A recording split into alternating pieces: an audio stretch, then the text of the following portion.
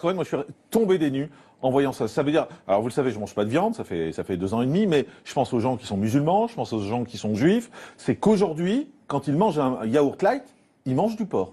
Alors, ils peuvent en manger parce qu'en réalité, on se sert de cette gélatine parce qu'en fait, à partir de la couenne de porc, on fabrique de la gélatine et cette gélatine, justement, quand un produit est allégé, on peut pas lui donner une coagulation normale. Il n'aura jamais la forme d'un yaourt. Donc, pour lui donner la forme d'un yaourt, on va rajouter de la gélatine et en l'occurrence, la gélatine la moins chère, c'est la gélatine de porc. Et donc, pendant des années, tant qu'il n'y avait pas d'obligation légale, on mettait la gélatine, on avait un produit allégé qui tenait, qui était consistant, mais en fait, c'était de la gélatine de porc qui le faisait tenir. Mais on marche sur la tête quand même, excusez-moi, de mettre dans un yaourt de foutre du porc. Enfin, on marche sur la tête. Alors, c'était surtout dégueulasse vis-à-vis des gens qui avaient des contraintes religieuses ou des contraintes alimentaires. Je pense soit aux juifs, soit aux musulmans, soit aux végétariens ou aux végétaliens qui avaient envie de manger un produit et qui en fait découvrent au bout d'un moment que c'est de la gélatine. Ceci étant, sur la pression de beaucoup de gens, on commence à utiliser de la gélatine bovine, mais c'est pas beaucoup mieux. Vous avez un bœuf dans le yaourt et on dit sans arrêt. Vous entendez ce que vous dites? Vous avez un bœuf dans le yaourt, quoi.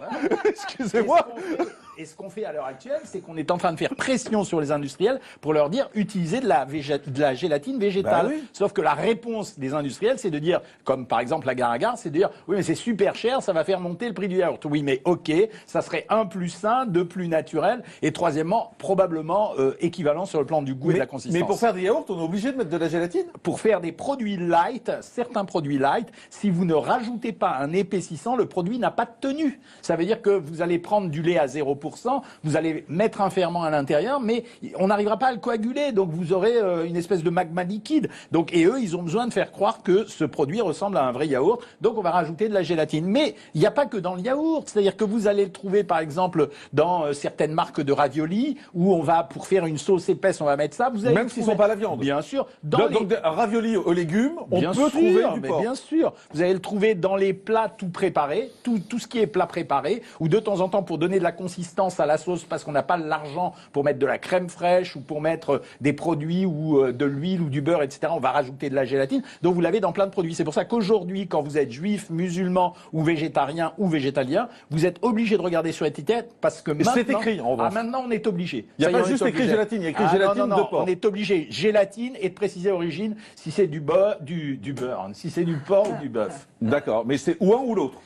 De toute façon, quand c'est de la gélatine, à part la gélatine végétale, la Gare-à-Gare qui sera précisée, non, ça peut être que de l'animal. Donc en fait, je découvre moi aujourd'hui que depuis 2 ans et demi, je dis je mange pas de viande, mais dès que je mange un yaourt light, en fait, j'ai pas arrêté de manger du porc. Ouais, et vous donnez une information comme quoi vous êtes au régime puisque vous mangez des produits allégés en même temps. Eh ben oui, mais ça se voit que j'ai besoin d'un régime de toute façon. Il n'y a pas besoin de le dire. D'accord, mais écoutez, c'est assez surréaliste. Aujourd'hui, à part la Gare-à-Gare, là, c'est ça ce que vous appelez la Gare-à-Gare, c'est le seul moyen de faire des produits on peut rajouter aussi des amidons transformés, c'est-à-dire l'amidon transformé, c'est le produit qu'on trouve notamment dans les pommes de terre. C'est des sucres qu'on va utiliser, qui vont se mélanger, qui vont épaissir la sauce, comme les ménagères qui utilisent, ou les gens qui font la cuisine à la maison, la maïzena ou la farine qui va servir à épaissir un produit. Et dernière question pour conclure, vous dites aux gens aujourd'hui arrêtez de manger du light en fait. Si oui, clairement, arrêtez de manger du light, arrêtez de mettre des édulcorants dans vos produits. On a une nouvelle notion à l'heure actuelle, les édulcorants vous empêchent de manger certes du sucre, mais ils renforcent la tendance à manger du gras. Merci docteur Jean-Michel Cohen, nutritionniste, d'avoir été avec nous avoir appris qu'il y avait un bœuf dans nos yaourts ou du porc dans nos yaourts.